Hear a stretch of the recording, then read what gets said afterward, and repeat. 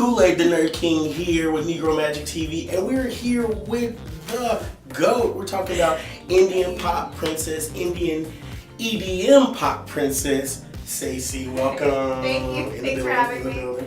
Indeed. So how you been? Looking all delicious as usual. Look at this, checking out the garb. Okay, thank you. Turn it up. All right, let's jump right into it. So tell us, what starts you from going, hey, I'm a regular person too, I'm going to be an EDM pop princess superhero type, right? I never have thought about it that way. My powers, right? Yeah, I don't think that anybody's a regular person, unless I guess they decide to live that way. It's like a choice. Right, okay. So everybody has potential, but I really want to grasp my full potential in this life. Okay. So, yeah, I was like, okay, I'm going to go for it all the way. So I quit my job of 10 years, nice. like, What was that? maybe What was that job? month and a half ago. It was a hospital job at Dallasite in McKinney. Yeah. 19 years? Yeah. So, obviously when you got to that point, you're like, I want to make this move, but like, even though putting in that 10 years, like that wasn't enough to satisfy the dream inside. Or, yeah, for sure. Capitalism. Yeah. Right? Sorry guys, if y'all love capitalism, we'll figure something out in the future. So. Yeah. Especially being Indian. Okay, yeah, explain that to me. So you, not only are you a woman in the game, but you are also a woman of color, you're an Indian woman. So how does that impact, the tradition from your family? And they're like, oh, you're not going to do this traditional job? You see Exactly, yeah. So they're all explain excited when they're like, oh, she has a hospital job, she's doing well, she's in school. Like, that's the normal, that's normal, Indian, student, young kid, approach to life. And then you're either going to be a doctor or an engineer, pick one. Or, something in the technical field. So, I was very left field. And it was like, nah, I think I'm going to go over here and do the completely unrealistic thing that you think is never going to happen. Right? I'm sure every parent will be like, oh, yeah, gosh. You trying to be a magician. Yeah. You doing magic. Right? Exactly. But they've been really supportive. They're not the norm Indian parents. Okay. Yeah, so let's break into the not the norm that you have. So you are Indian, but after doing some deeper research, I found out that you were Naga and Indian. And Kudos to you. Dude, as a nerd, I'll be in the books reading. But yeah, tell the people about the Nagas, man, the warriors. They need to know about the history of that. Just from you. I love talking about it because they're so unknown. They're like this enigma that nobody has ever figured out. Unless you read books. A lot of people don't read books. True. True. Okay. So that's northeast India, near Burma, Nepal. In the Himalayas, right? Yes. The Himalayan mountain range crosses over there, and then. They're very different culturally from Indians, how we think of them here in the States, but they're more oriental looking, and the food, the clothing, everything's more tribal. It's definitely different. So warrior spirits. Yeah, I love it. I've always loved Xena and stuff growing up, so I'm like, this is me. Yeah. I'm gonna be a warrior princess. Let's do this. You know what you're doing. Yeah. So it's in my blood, the tribal nature. So I love that. Hopefully, I can bring that out more in my music too in the future. So definitely. So we are Dallas's own. So what have you experiencing? What have you experienced in the Dallas scene as you're trying to climb up? Because living in Dallas, I've seen a lot of things, specifically towards women, it being harder, kind of you being put in this box, oh, you're going to be a pop star? You need to be this, and this, and this. And so have you run across anything like that in the system? Or? Yes. I've had my run-of-the-mill, typical really? Did you just say that? Yeah, no. Comments about like just being a female in general, like hurry up, you gotta get this stuff out, like you don't have that much time, you're getting older, Oh, wow. like you don't have anything out yet, just get it out, like disregarding my like, you know, push for quality. Nice. And so like I think being a girl is a lot harder because you see all these like big rapper dudes go in the studio, they tell them what they want, they get what they want, it's in and out. And then I do feel like because I was a girl and I am a girl and yeah. Tell us more in this interview. No, I think that just being a woman, it's harder to like state what you want and then not be questioned, and then them like want you to go down different routes, and there's other things involved, and so yeah, it's tedious. But tedious, yeah, to say the least, right? Yeah. Like, but you made it. I mean, dude, I mean, seeing you sing live, like, honestly, for me, that clinched it, because you know, I mean, you see people like, hey, I'm performing and this, and they take it to the product room. I cleaned it up. Oh, it looked really good. But I mean, like, you guys missed it. We had an amazing time at the video release party. Call Me Baby, just dropping it, looking all so great with the white shoes on. You know what I'm saying? Oh my God, with the sparklies, killing the game. But you did that live set with your friend. He played the piano, and I mean, I was struck because you actually hear it, like you can feel it. I think what happens in pop. It's like you kind of get like this, all right, throw it in the studio, and then it's like, okay, cool, but you never hear any of those people sing live. And if they do, it's like not singing really. It's like, are you freestyling over something? You know? I try to keep that like authentic essence real in all of my songs. Nathaniel Abraham, he's the one that played keys that day. So yeah, he the energy was G. Like your whole energy was so like, good. He is so good. Real wavy. I was like, okay. I do look for people that have that like balance and chemistry with. But I try to always write my songs. They're gonna be pop EDM at the end of the day, but I need to always be able to reel them back to just be like able to be stripped down and played acoustic. Nice. So that people can feel the genuineness in it too. Oh, you feel it? Yeah. It was felt. Yeah, Indeed. So do you find who do you look up to in the game right now? I mean, what are your inspirations? I mean, you don't have to give me all of them. I mean, when you say that, what does the first thing kind of pop off in your mind? A giant question mark, because it's a little complicated for me. I grew up obviously here in the States, and you know, I saw people like Beyonce, Christina Aguilera, Britney Spears, and I realized like, okay, these are all girls like at the top of the game, but I wasn't able to fully relate to them, and I think it has to do like with what every little girl looks for. They want someone that looks like them. Exactly. And they want that Barbie doll that looks like them, you know? They want to be able to relate. So I didn't find that, and it was a struggle growing up, and there was no one that was like my idol, like my icon, and I could.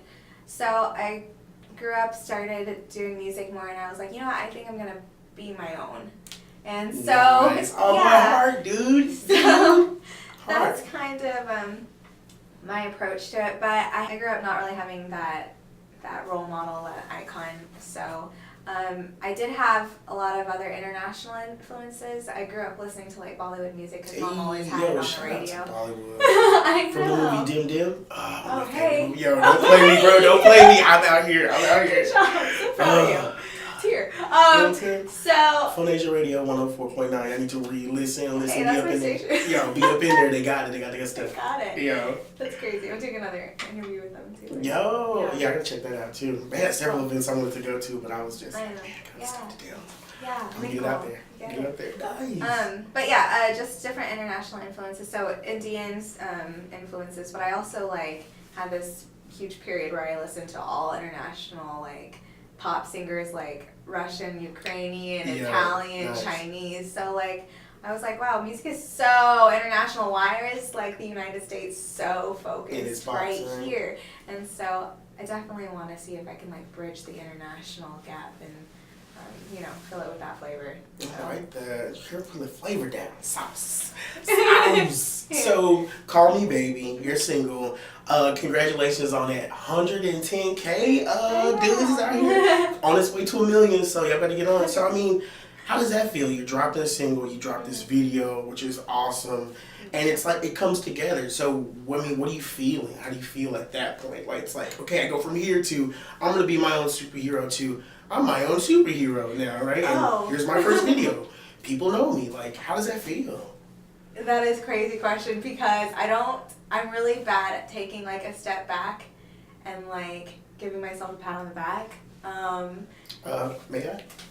Thank you. Yeah. No, it's a great feeling just thinking about it now. Like, I feel really proud of myself. I just am always like, okay, next step, like push towards the next. So whatever my next move is, I just want to keep getting better and growing. But yeah, sometimes I guess I need to celebrate a little bit. Please. I mean, because you climbing, you really are thinking about it, like you climbing a ladder. Like, I got a couple of tracks I put out, you know what I'm saying? Nobody knows about it. I got a video, so that's the thing, you know? So, okay. I don't blame you. Once I do these tracks, you're going to be like, for real? I'm like, yeah, I do these tracks. Yeah, that's cool. So, you're here, you dropped this video. What's the next move? I mean, like you said, you are thinking about the next move. So, I mean, are you just, I mean, what do you have? What is it? Seysei got going. What y'all cooking up? Oh, yeah. What y'all cooking up? What Stuff y'all in the pie. Yeah, I'm super excited because, like, I had this, like, whole strategy in mind. So, Call Me Baby was, like, the launching pad. And so, yeah, I have a cover coming out. We shot a music video to it. But right after that, we already shot the music video to my second single. Uh-oh. So that is coming soon, here in the next couple months. And I'm really iTunes, excited. Spotify, Facebook, Yes, Instagram. everywhere. Everywhere. Call your grandma. You listen to this, Granny? Right? Yeah, right. That's what your grandma does. Hopefully she'll like it. But yeah, it's more of an EDM, like electronic dance music track. So I'm excited about that. Okay. So let me ask 2 more questions. Let's see. So at the release party, your family was there, and like, yo, what's up with the support? Like, everybody was there, like your cousins, your aunties, and like you just felt the love off of them. They're like, oh, and then shout out to that chicken though, bro. That fool, yo, bro.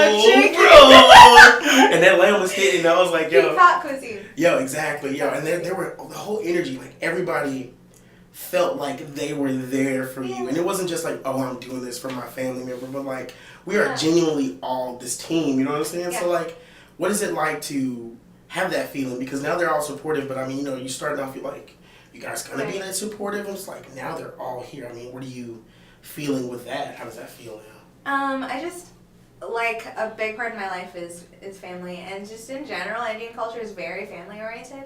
So, but they did have to cross that like obstacle of like, okay, this is different and it's not our like comfort zone, but we're still going to support you. So it takes like even more, I think, for someone from my culture and my individual like family to step out of their comfort zone and really support me. I mean, there's like, you know, dancers, they're wearing little tank tops, like, we have, like hip-hop music, like, you know, like, Cardi B's playing, the DJ's, like... Your mom, your dad? Yeah, my mom and dad, my uncles, they're just like, we're here, the chicken is good, but we love you, so that feeling is good, and I know how much it takes, so I'm even more appreciative because of that. Yeah, dude. So, yeah. Shout out to your support base. Yeah, we're holding it down. Yeah. So, I mean, last question. What is it that you do when you want to give back to the community? Now that you have this energy, what does Seysei go, okay, I throw back to my community by doing this? Like, what do you do? What's your thing? Okay, so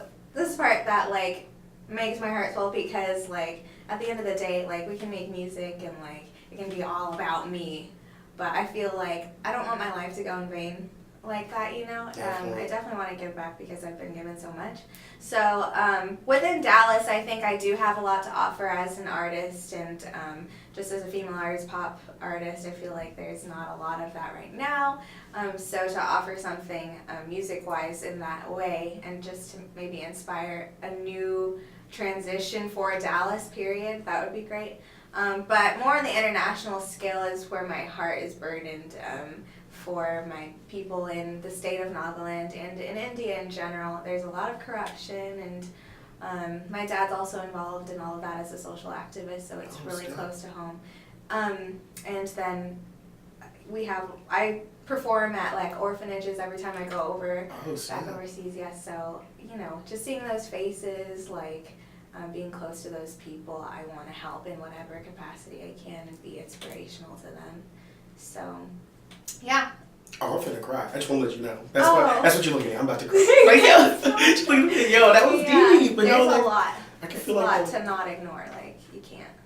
Yeah, no, I mean, some people do, but the fact that is, like, we have to not, we have to be there. We have to, we're humans. This is our planet. Yo, feeling the love off of that. Just feeling all that. My heart feels like, yeah, I want to go sing for some kids. I can't sing, but I want to sing for y'all. Sorry. Yeah, it's the best. Like, I perform here in Dallas and everything, and I love it. And, like, there's people, and they're, like, listening and stuff, it's cool. But when you are going into an orphanage where they don't have these things, like, pop up all the time, and there's something finally they're looking forward to, and there's a girl that looks like them. Oh, snap. And then you tell them to their face, like, hey, you're not stuck here. Like, you're not stuck here. There's hope, and there's something that you can be bigger than what you're seeing right now, and like, if I can do it, you can do it too. And then you give them, like, a big hug. Oh my gosh, it just, like, you see that you've made somebody's day, and changed somebody's life. Right? Well, you changed somebody's It's whole trajectory. Because think about it. What if she's the next Seysei? Well, she's like, dude, this was gonna happen. Dude, so, oh my God. So, this has been a great time. Everyone's feeling this amazing energy. Seysei, thank you for being with us, blessing the audience and us with your energy. And, I mean, guys, Instagram, Spotify, Facebook, get all of her stuff, Seysei. Call Me Babies out there. Hit YouTube. Go check it out right now. Be in line for the next stuff. Sign up for the emails. Get everything. You know what I'm saying? I do that. Indeed. And spread the love like she's doing. All right? Go be nice to somebody. All right, then we out. Bye.